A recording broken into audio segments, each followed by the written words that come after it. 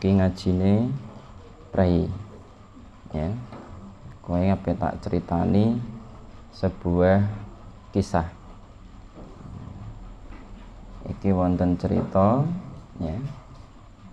Wonten tulisan ditulis kalih guru kula.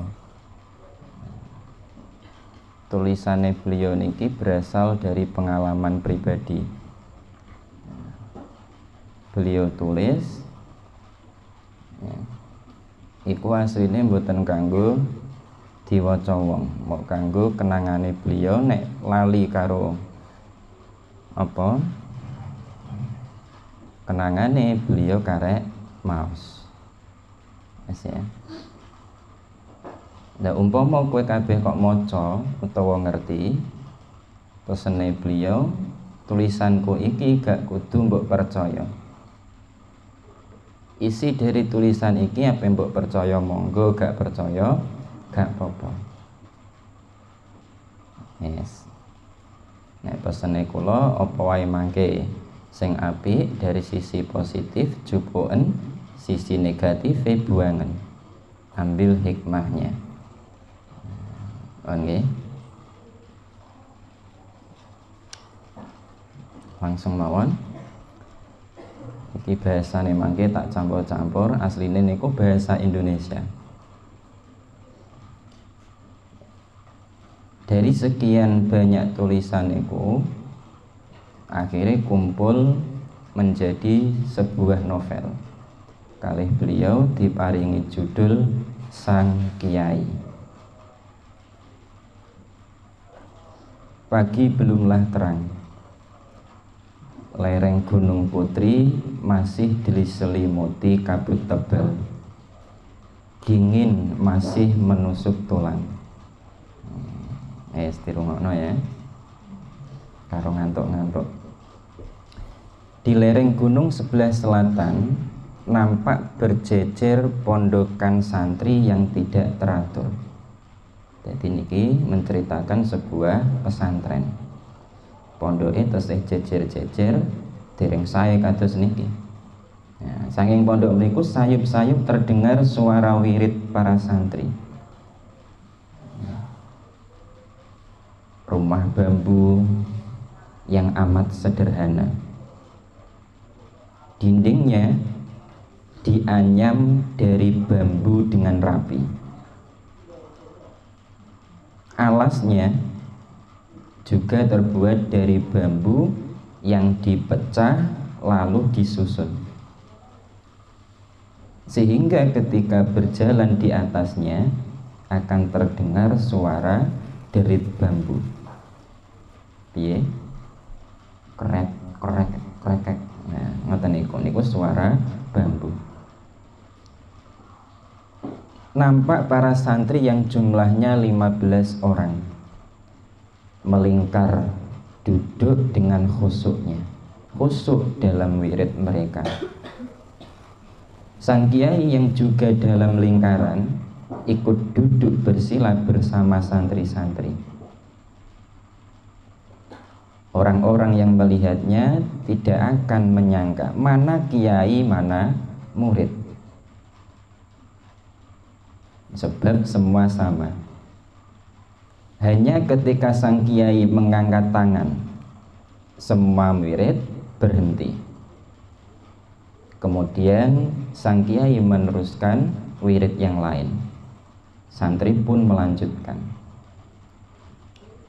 Orang-orang tak akan menyangka yang disebut kiai ini ternyata adalah seorang remaja.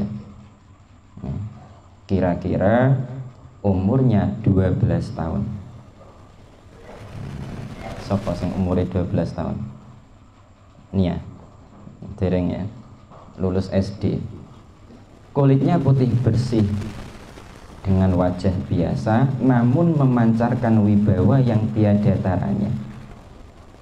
Saking wibawane, presiden sekalipun akan dibuat tunduk ketika berada di hadapan beliau.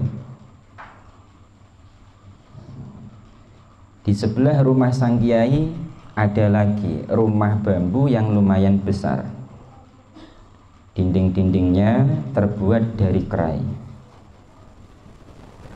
yaitu bambu yang disisik halus kecil-kecil, ya, kemudian disusun rapi di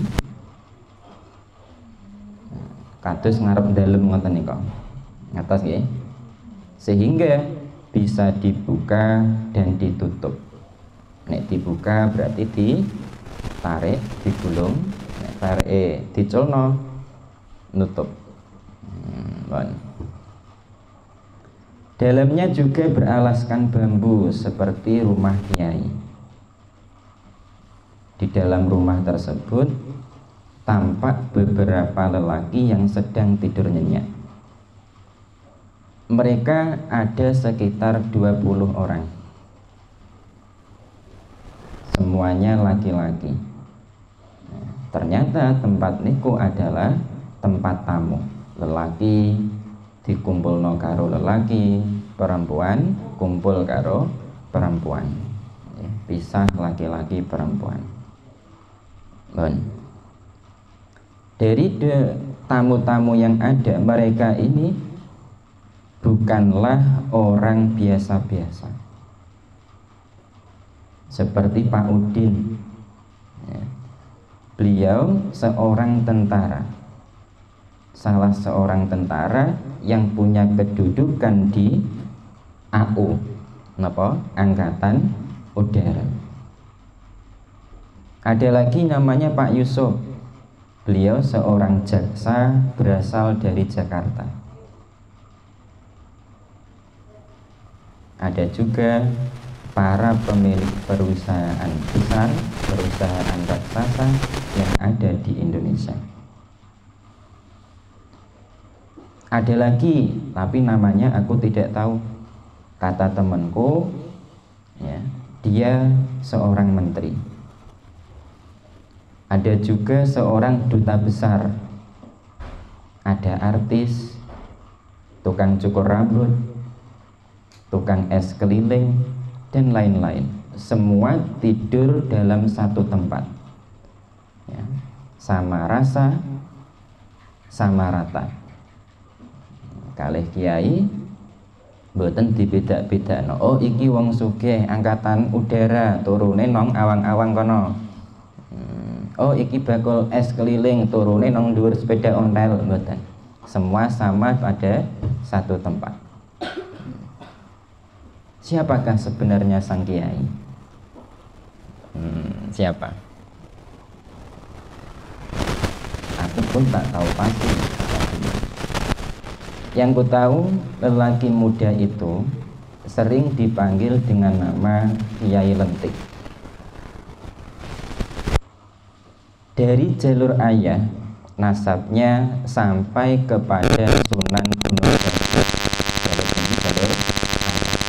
Dari jalur itu nasabnya sampai ke Raja Pajajaran, Prabu Siliwangi. Beliau seorang kiai yang tutur katanya amat lembut, penuh kasih sayang kepada siapa saja. Pagi itu seperti biasa, Mbok Titing,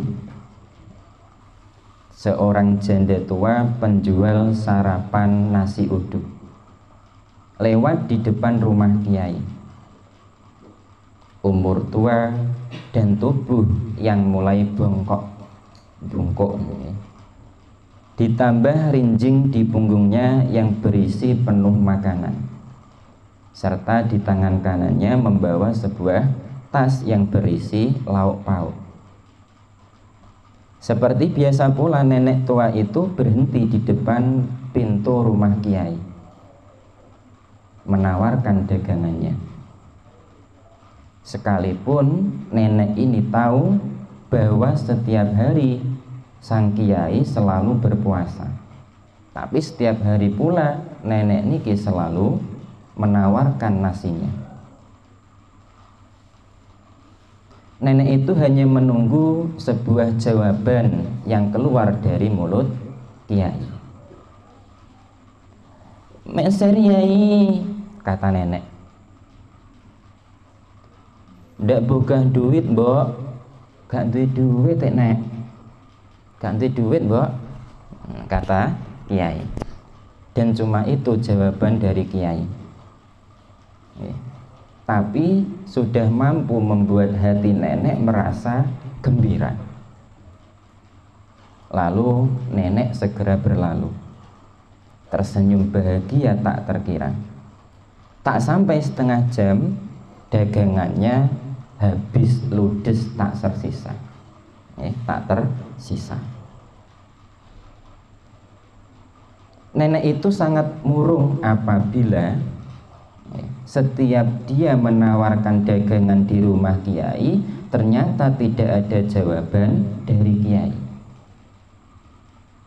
Tandanya pasti dagangannya niki tidak akan laku. Utawa laku tapi tesih kata masih banyak. Wayah lewat, neser kiai. Kok gak ada jawaban? Aduh amboh ini alamat rapayu. Artinya nopo? Ya, ucapan yang keluar dari kiai meskipun beliau tidak beli niku merupakan sebuah doa pesugihan. Pesugihan. Wis dijawab koyo ngono tok, tandane barangnya mesti telas, dan itu terjadi berulang-ulang. Iso di napa? Dititeni karo nenek niki mbok titing. Dan masih banyak lagi hal-hal yang terjadi di luar akal yang ada di Pondok Pacung lereng Gunung Putri. Yes. Waktu maghrib itu santri yang menjalankan puasa berbuka dengan singkong dan nasi dan air putih.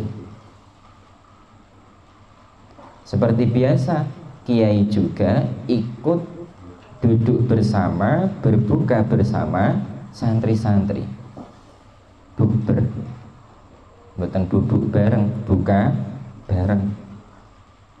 Bersama, sami mawon.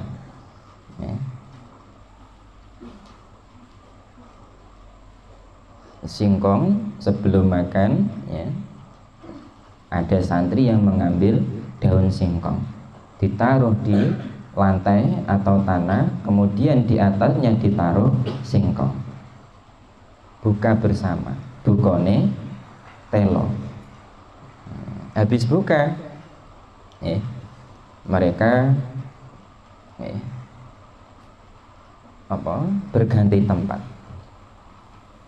Mereka pergi ke sebuah tempat, mengelilingi sebuah toples. Ternyata isi dari toples niki adalah tembakau, bako. Jadi nang pinggir-pinggir toples, santri-santri ngelumpuk ngadepi toples.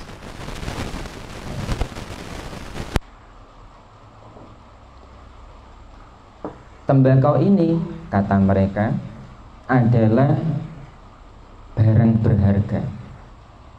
Tembakau ini merupakan oleh-oleh dari Luqman. Dia pulang sehabis ngejalani ngedan.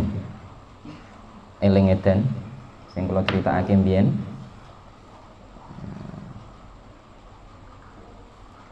Ngedan niku pergi tanpa bekal, menyerahkan diri ke kehendak Allah dengan pakaian compang-camping, sambil di hati niki terus mengingat Allah. Melaku pakaiane kaya wong edan, normal tapi maca bento.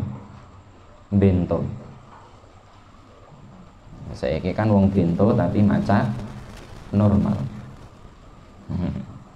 Yes. Berjalan kemanapun kaki melangkah tanpa tujuan kecuali hanya Allah. Pokoknya opo jari sikil. Kalau lapar tak boleh minta kepada siapapun, hanya boleh minta kepada Allah. kadang mencari makan di tempat sampah. Nek ana sing pantes dipangan, nek gak ana golek sampah liyane.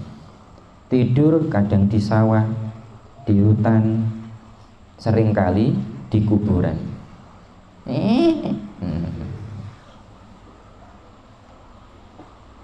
Nah, pada waktu itu setiap ada yang ngejalani ngedan, ya, santri pada memesan utis.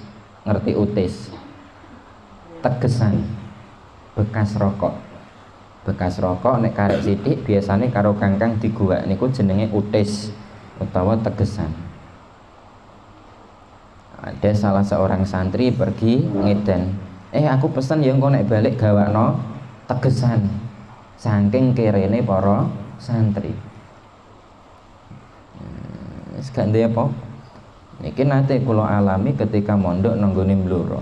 Tengah wengi karo kanca numpak sepeda ontel metu saka pondok golek utis zaman biyen, tahun antara 2004 sampai 2008. Bon, saiki mboten nate. Ndi mau? Pesene niku ya, nglumpukno utis nang dalan-dalan dikumpulno ya karo nggawa kresek, nek oleh sak kresek utawa kurang dibeto balik nang gone pondok. Sampai di pondok dibuka siji-siji ya, tegesan misalnya iki. Rokok niku kan enten gabes, enten bekas bako. Lah bekas bako ya, iki dikelompokno dadi siji. Gabese dikuak gak dimut ya, dibuat. Wis. Aku ya, jadi ketika teng mriki kok nyebut aku, itu berarti penulis. Lah teng mriki mangke sang penulis damel asma Febrian. Panggilan akrabe Ian. Aku mengambil kertas koran lalu membuat lintingan. Di sini jerone pun diparingi mbako. Ku ambil korek kapas nggih.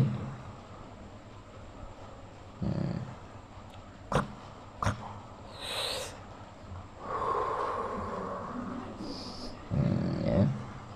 Yes. Rokok ku nyalakan. Ku hisap dalam-dalam. Asap rokok pun bergumpal-gumpal keluar dari mulut dan hidungku. Dari mata mboten. Bon. Teman-temanku yang lain para santri sama sepertiku. Ya. Senasib seperjuangan. Rokok, koran, mbako, tegesan. Ambune ra enak. Nggih. Bon. Saat aku menengadahkan wajah untuk yang kesekian kalinya karo nyumet rokok paling karo sendenan apa? Ya, es bolak-balik. Kulihat sebuah bayangan melayang ya, di antara pohon kelapa. Waktu niku pohon kelapa tesih kathah. Aku kaget. Apa itu? Nah, ditamat-tamat diperhatikan bayangan yang melayang-layang niki adalah bayangan manusia. Kabeh kanca-kanca weruh. Mereka menduga-duga iki sapa iki? Sret. Waktu suruh ya, waktu maghrib yang terlihat bayangan hitam, tapi jelas niku uwong. Sapa iki? Iki sapa?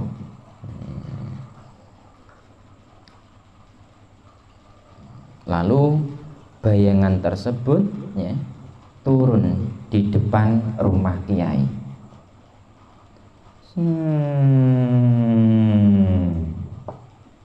Dek.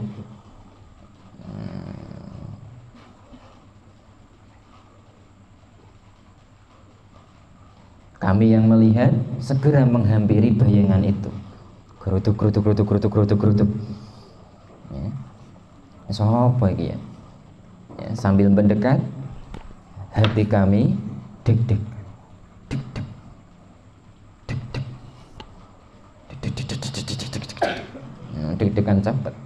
Kami menghampirinya. Ternyata bayangan yang tadi kami lihat adalah sosok perempuan. Dia wanita tua, rambutnya semua memutih. Dia terbang menggunakan sajadah. Ya. Bukan Aladin, ya. Ini nenek Din. Ya. Terbang memakai sajadah. Kami tahu, wah, ini mesti ilmu dhuwur, ilmu meringankan tubuhnya pasti sangat tinggi.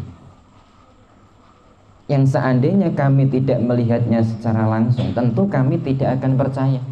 Kami mengira ya, pemandangan seperti itu hanya ada dalam film-film fantasi, anime, ya, sing wibu-wibu ngertos, cerita-cerita silat, ya, dan film-film lain, film imajinasi.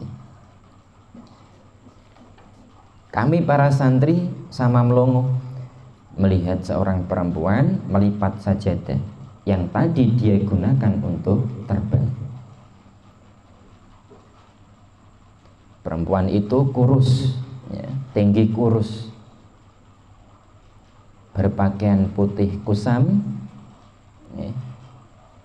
Pokoknya pakaian ini kotor, kusam, paling gak tahu ganti. Di mana Kiai Lentik? Aku ingin mengadu ilmu, kata nenek. Ya. Nyai siapa? Kataku menguasai keterkejutan. Ah, mana Kiai Lentik? Ayo Kiai keluar, katanya.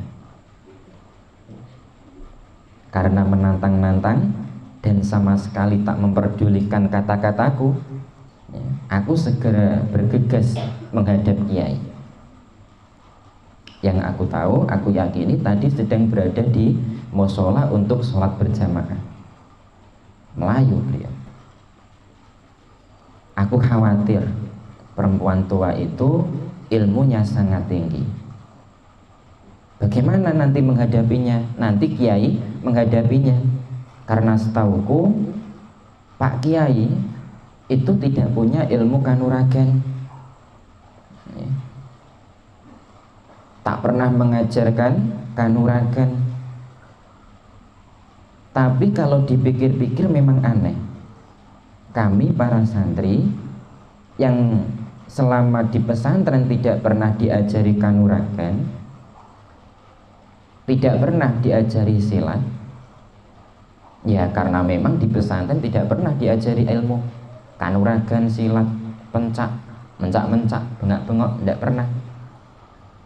Kami hanya diajari bagaimana cara mendekatkan diri kepada Allah. Bukan lewat teori, tapi langsung praktek. Bagaimana cara bertawakal, syukur, khauf. Khauf niku berharap kepada Allah. Roja niku khauf niku takut kepada siksa, takut nek gak dilebokno swarga. Roja harapan. Dan bagaimana cara membersihkan hati dari berbagai macam sifat-sifat buruk, penyakit hati. Tapi para penduduk sekitar pondok, ketika datang ke pondok, mereka ini selalu berkeyakinan kalau pesantren ini adalah pesantren kanuragan, kanggo kejadukan, dibedil mencicil, ditembak lakak-lakak.